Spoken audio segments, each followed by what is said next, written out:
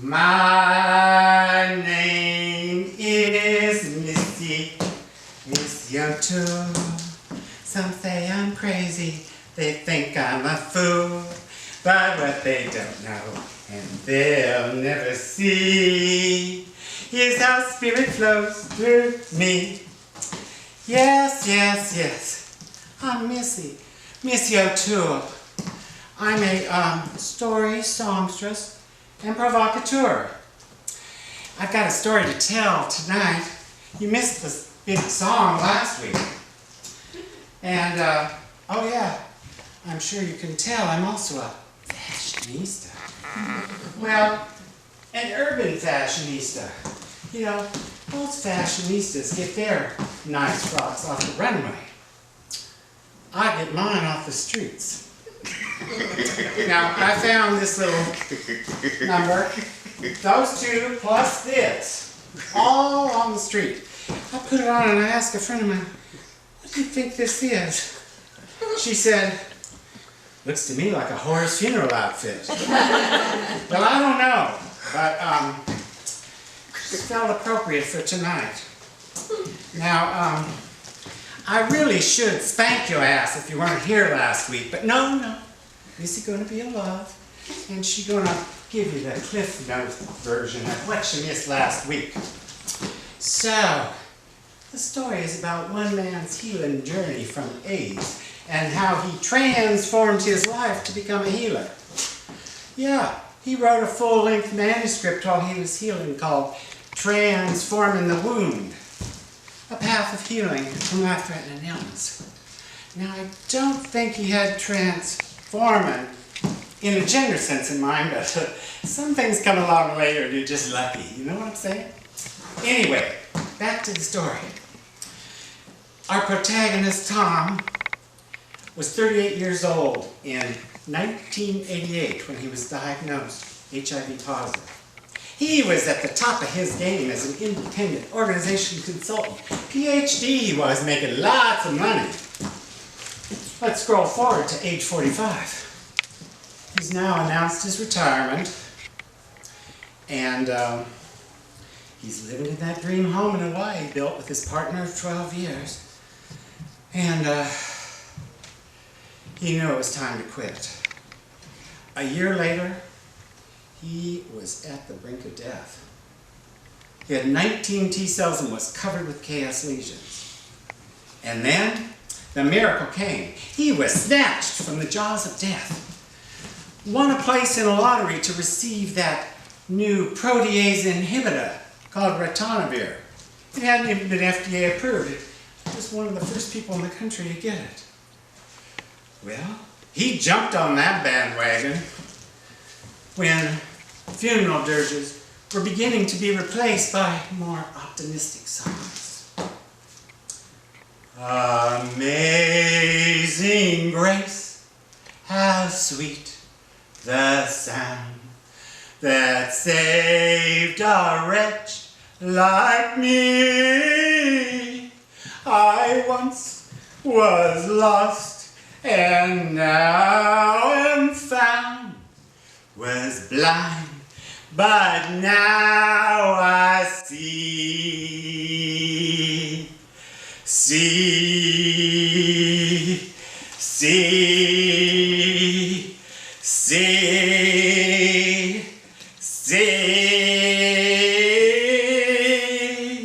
Blue skies smiling at me, nothing but blue skies do I see.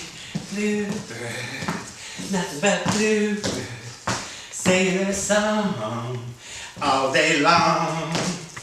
Never saw the sun shining so bright, never were things going so right. Well, things were going right for Tom, too. He finished a manuscript on his healing journey in 2.5 years. In it, he described his path, the principles he discovered, and prescriptions for those facing life-threatening illness. Yeah, he should have known he was destined to be a healer. Yeah, he picked up this little thing in a garage sale right before he went in. get his diagnosis back in '88. Now to him, since he was building a house in Hawaii, it had the feeling of Hawaii.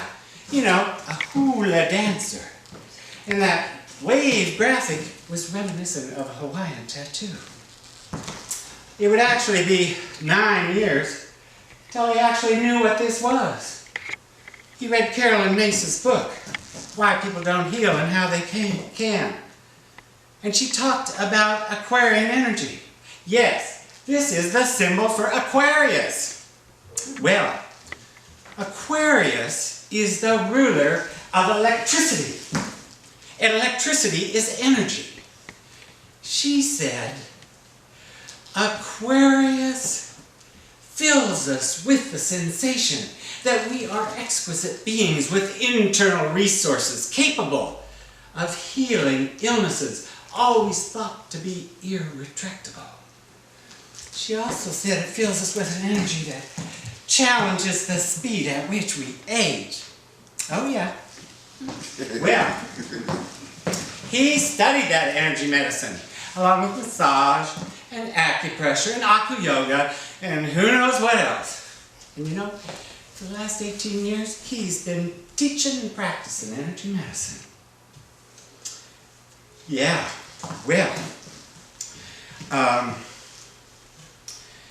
had he paid attention, he knew what his destiny was.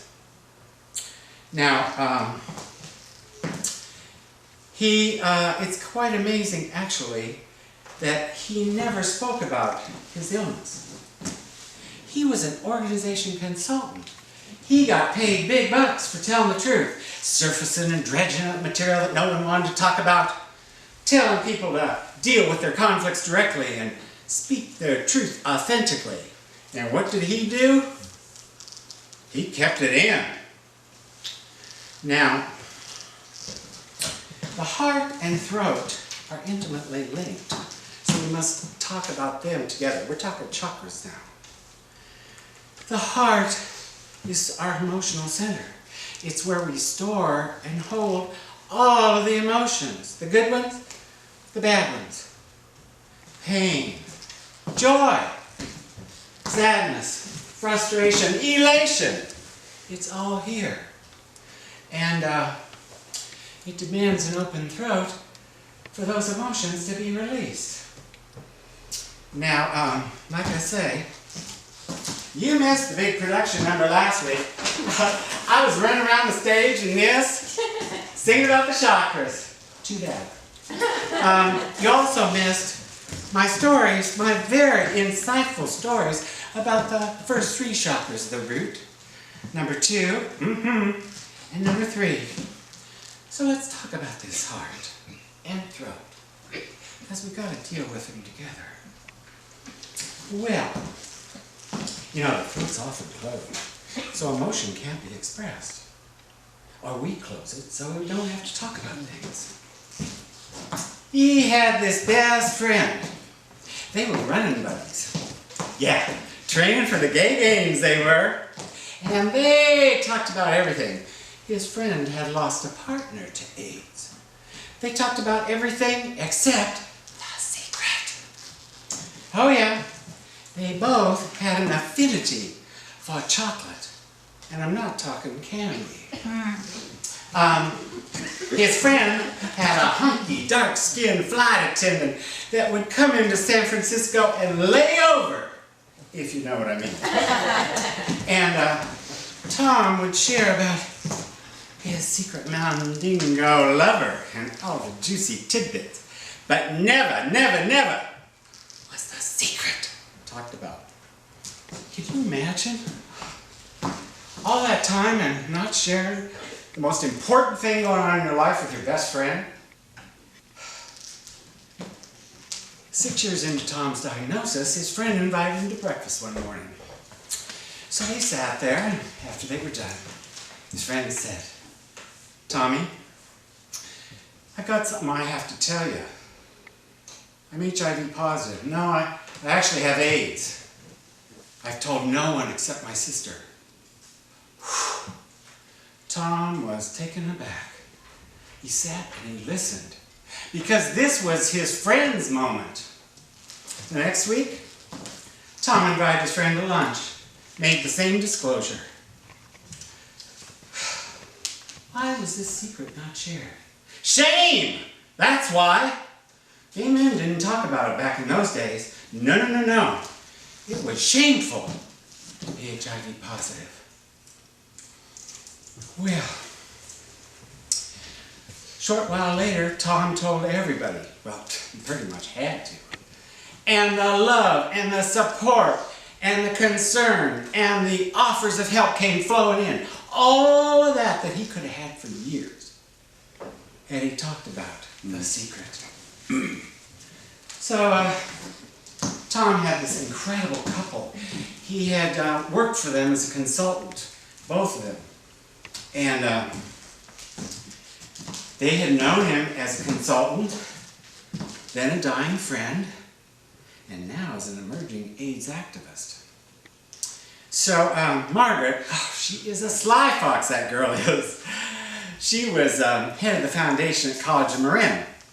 And she had planned for the AIDS quilt to be unfolded in the stadium at College of Marin. She envisioned this opening ceremony where 250 names would be read by 5 readers who she invited. I should say, she snookered old Tommy. Would you come and be a reader? Okay. Can you give me the names of friends that you've lost to AIDS? He gave her 14 names. Now, she knew what was going to happen. So she made sure none of his names were on his list. And when he got there, he got his list, and he started to read, strong and clear. And as he watched that quilt being unfolded, panel by panel on that floor, he became overwhelmed with emotion.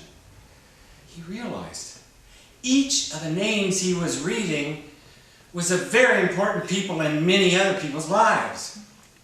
He also realized his name could easily have been on that list. He was holding back the tears, and right when he thought he was going to burst, he sees old sly Frank coming up from behind. Feels his hand against his back. He took a deep breath and he gave all those names. Clear, strong enunciation. And when he was done, he went behind the bleachers and he burst into tears, sobbing. And they were Frank and Margaret, each with a hand on his shoulder, keeping his throat open to support the release of emotion they knew had to come.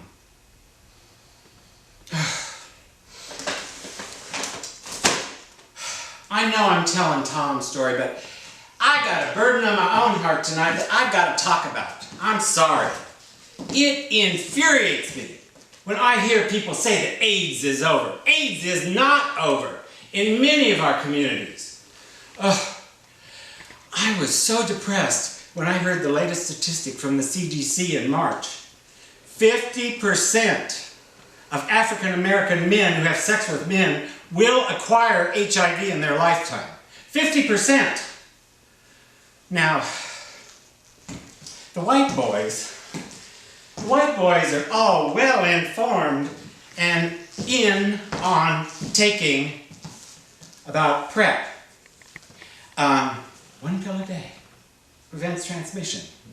That's spelled capital P, small e, capital R, capital P. PrEP stands for pre-exposure prophylaxis. Well, the word has been a little slower to reach the African American community and our other minority communities as well. You know, I love Wendy Williams. Oh, especially when she shoots it straight. Pow, pow. I can only imagine Wendy taking this one on. Oh, yeah. Hey there! It's time for Hot Topics. Let's get started.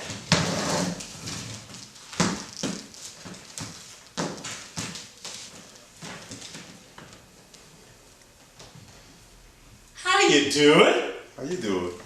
How you doing? Well, I've got to shoot this straight. If Black Lives Matter, where are our black clergy? And why aren't they standing up there in the pulpit teaching people about PrEP and how they can save lives instead of talking about the sins of homosexuality? Yeah, where are they? You know, historically, they've been real good at shaming the black men who love their brothers, leaving them the only option, the down low, for their parishioners who are players on both sides of the street. And where are the physicians that treat our brothers and sisters? Are they offering up information on PrEP, regardless of what the assumed sexual orientation of their patient is? Until the black clergy and the physicians who treat our brothers and sisters and all minority folks start standing up and taking leadership, AIDS will not be done in the black community. I'm just saying. Oh, I'm exhausted. Thanks for letting me get that off my chest. Let's get to the higher realms, please. Third eye and the crown. 6 and 7. Now they're kind of like heart and throat. You can't separate them because the third eye is the screen where the visions and information that spirit sends is projected. So when the crown is open, there it all is. Well, we all receive vision in different ways. Tom knew that his crown opened most fully when he was alone in nature or swimming in the ocean or in a pool. But vision comes to each of us in different ways. It can come in dreams. It can be shown to us by animals across our path. It can come as nature, cloud formations. It can come in something we make, find, or even imagine. It can come when a stranger comes up and gives us some information, or when we hear the same message real close together multiple times.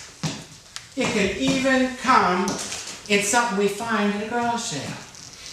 Now, this is a more recent story, but I think it illuminates my point. A couple years ago, Tom went to a conference and he met this incredible woman who had been doing advocacy work for HIV for over 25 years.